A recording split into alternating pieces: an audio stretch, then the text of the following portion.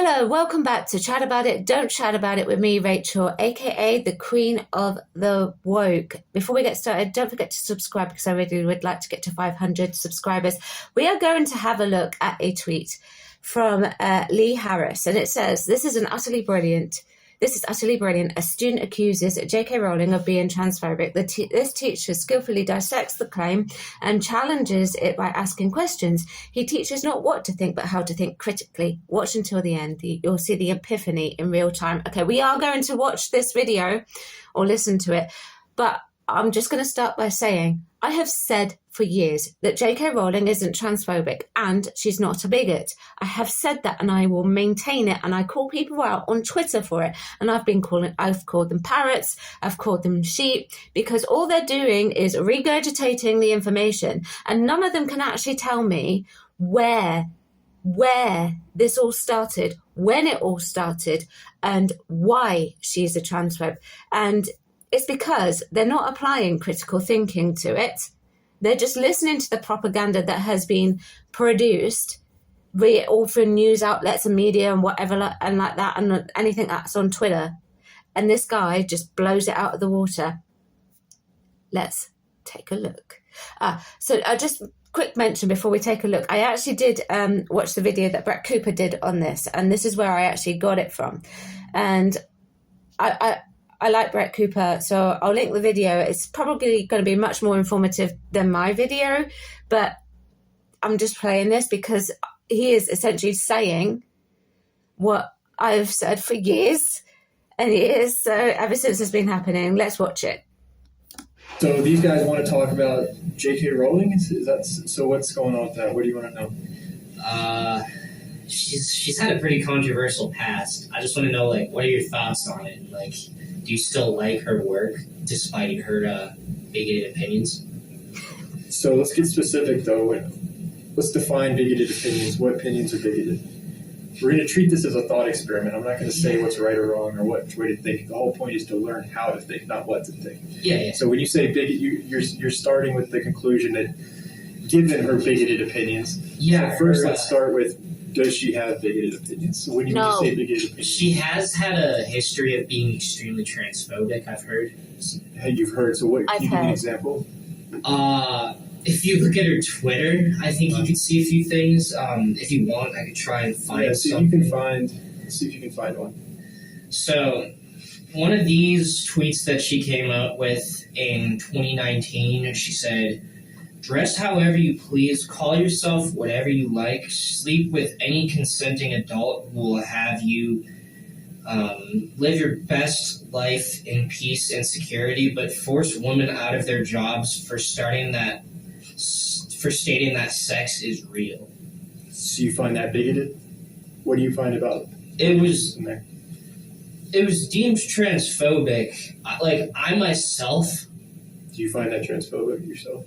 I don't really have an opinion on it, but I'm just going with what a lot of other people have said. So let's pause there. Let's not go with what other people are saying. Let's try and learn how to critically think. So let's analyze the tweet ourselves. So that statement, do you see anything problematic? Disregarding other people's opinions. She did try and pin some things on a specific group of people. Where did she do that? Can you read that? But force women out of their jobs for stating that sex is real. So when I hear that, I'm interpreting that as meaning if a woman says that, saying that there is a difference between men and female and then being attacked as transphobic, I think that's what she's saying by attacking someone for stating that sex is real. That is exactly what she's saying. Is that transphobic to you? So, to me, no. Stating that sex is real is not transphobic. It's just a fact of life. It exists. So is there anything you disagree with in that tweet?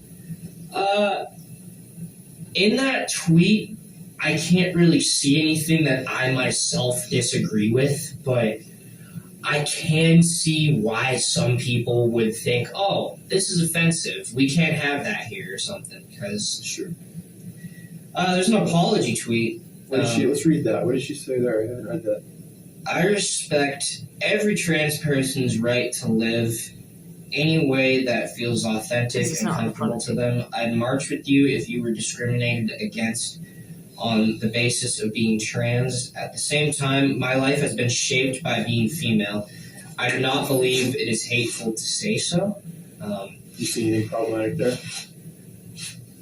She's apologizing, so no, not really. If I could read it again. It sounds like a very similar statement as what she was just saying. She's basically saying, like, I have nothing, to me, this is what I interpret it as, I have nothing against someone being trans. Exactly. It's your life, but you just don't get to impose on my, you can live how you want, I can live how I want. Yeah. And let's all, Exactly. So I guess now that we're looking at it like, oh, there's not much difference between me or her, do you think it's fair that that she's being attacked by a large group of people and people are calling her, like you said at the beginning of this conversation, you said, given the fact that J.K. Rowling is transphobic, how do you feel about Harry Potter? Now, retroactively looking at that statement, do you think that was the best way to phrase? No, I feel like an idiot now. It's okay though, but Funny that's that. why we do this, to learn how to think. No, I feel like an idiot now. Wow. I wonder why. Listen, this teacher is genius. He took the opportunity to teach and he taught through what J.K. Rowling has been tweeting. But he's essentially saying, stop, think, read what she's put, try and make sense of it, and then make the decision as to whether or not that is bigoted or if it's transphobic. No, it's not remotely transphobic. That tweet wasn't apologising.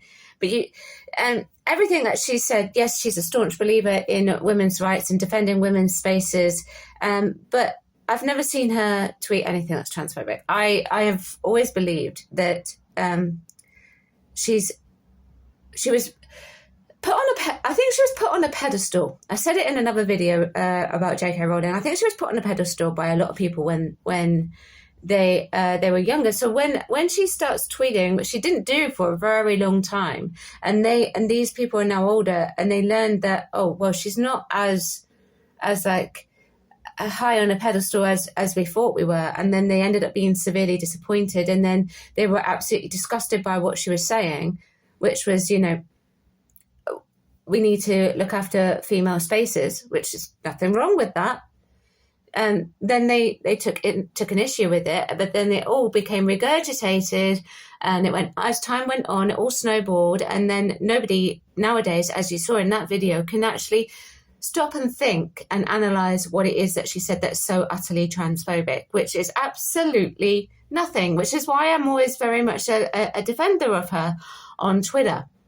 And actually people do it to me. I will say something that's not what I would consider to be transphobic, and a lot of other people would consider to be transphobic.